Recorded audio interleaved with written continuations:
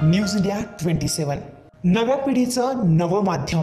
नाशिक लोकसभा आणि दिंडोरी लोकसभा मतदारसंघासाठी वंचित बहुजन आघाडीचे उमेदवार करण गायकर आणि मालती थविल यांनी आज नाशिक जिल्हाधिकारी कार्यालयात आपला उमेदवारी अर्ज दाखल केला।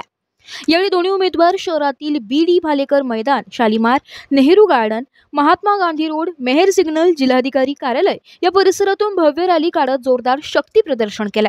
या प्रसंगी वंचित बहुजन आघाडीचे शहराध्यक्ष अविनाश शिंदे, पवन पवार, बजरंग शिंदे, कविता गायकर आदी मान्यवर उपस्थित होते।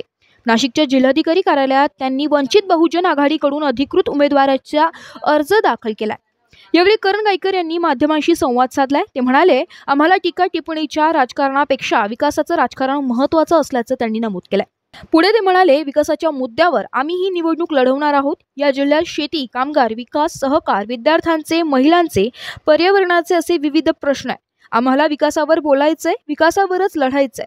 ते टीका टिप्पणी त्यांचं काम आहे। खोके बोके एकदम ओके, कोण म्हणते खुद्दार कोणी गद्दार, ते म्हणत राहणार। वंचित बहुजन आघाडीची घेतली। महामानव डॉक्टर बाबासाहेब आंबेडकरांनी संविधानात आम्हाला अधिकार दिलाय, घटनेत आम्हाला अधिकार दिलाय की तुम्हाला सक्षम तुमच्या तरुणाईला जर काम मिळवून घ्यायचं असेल, तुम्हाला विकास करायचा असेल, तुमच्या सगळ्या सोयीसुविधा मिळवून द्यायच्या असेल तर विकून कुठलंही मतदान करू नका। स्वाभिमानानं जाऊन मतदान करा।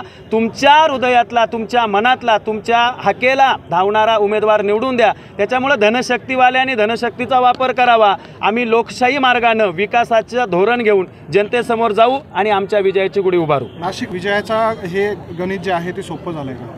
एकदम सोपं आहे। वंचित बहुजन आघाडीचं एक गठ्ठा मतदान आमच्याकडे आहे। त्याचबरोबर मी मराठा क्रांती मोर्चात काम केलं, शेतकरी चळवळीत काम केलं असल्यामुळं ती एक वोट बँक आणि ही एक वोट बँक, दोन नद्यांचा संगम हा महासागर झाल्याशिवाय राहणार नाही। आणि या निवडणुकीत या दोन्ही उमेदवारांना पराभूत करून वंचितच्या विजयाची गुढी उभारल्याशिवाय आम्ही शांत बसणार नाही। विजय आमच्यामुळंच झाले आणि पराभव आमच्यामुळंच होईल का? मराठा योद्धा जरांगे पाटील हे मराठा समाजाचं नेतृत्व करतात, ते त्यांची भूमिका स्पष्ट करत असतात। आम्ही त्यांच्याबरोबर चळवळीत आहोत, चळवळीत काम केलेलं आहे, परंतु त्यांची भूमिका हे ते ठरवतील।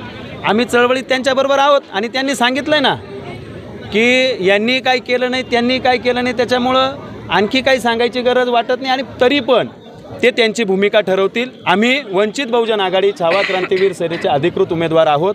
आमचा अजेंडा स्पष्ट आहे। मी मराठा चळवळीत काम केलेलं आहे। 15 वर्षापासून मी मराठा समाजाच्या आंदोलनामध्ये असेल, मराठा समाजाला आरक्षण मिळावलं, सारथी शिक्षण संस्था असेल, अण्णासाहेब पाटील महामंडळ असेल, MPSC UPSCच्या विभागीय सेंटर या ठिकाणी आलं पाहिजे। या सगळ्या आता वसतिगृह कोणी उभे केले?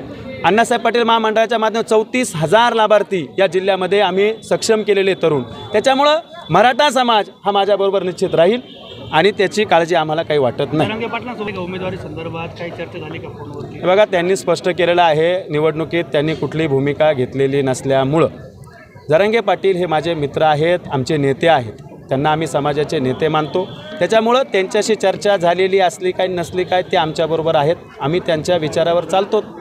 तुमचे दाजी विलास पांगरकर यांची भूमिका सध्या ते दिसत नाही आहे, तुमच्या पाठीमागे कुठल्याही प्रचारात किंवा ते दिसून आले नाही आहे, त्यांची भूमिका काय राहणार आहे? तुम्ही 2 दिवसात उमेदवारी अर्ज माघारी 6 तारखेचं होऊ द्या, तुम्हाला सगळं चित्र स्पष्ट होईल।